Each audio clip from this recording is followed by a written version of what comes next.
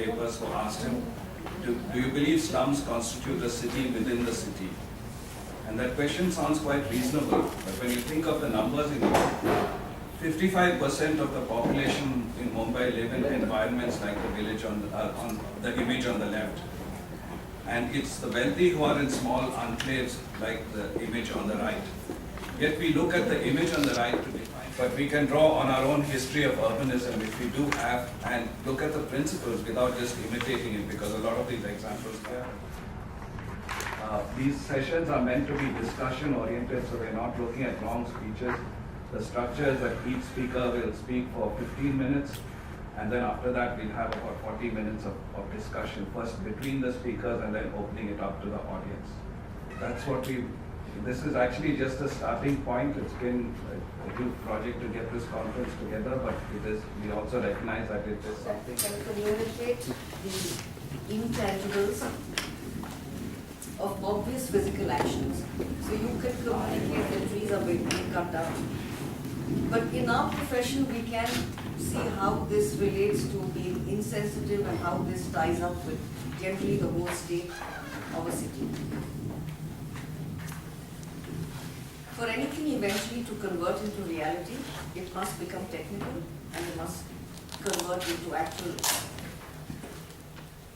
measurable items.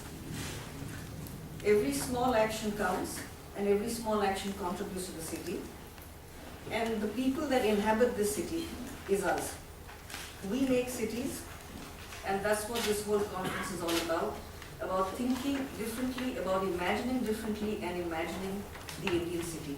Prem has cut it down into various sessions, into technical ways of seeing it. This is an excerpt from the Bangalore bylaws where we reduced bylaws just to abstract formulae which can be applied all over the city just depending on the road width. And there's no attempt to look at the specificity of a specific neighborhood and its unique culture and how bylaws should help to develop and enrich that culture. We think nothing about putting large infrastructure insertions even if they destroy the historic core of our cities. So how should we imagine the Indian city? And when we ask this question, a lot of people say this is really an esoteric and academic question. That we have real problems of jobs and housing, of traffic, of infrastructure, of congestion, and we can come to this once we've tackled the problem. But it's actually, we must first start with the imagination, and I cite the work of a journalist called Robert. To understand what an Indian city is, that's why the theme is imagining the Indian city. So if you first understand what the Indian city actually is, then it's easier for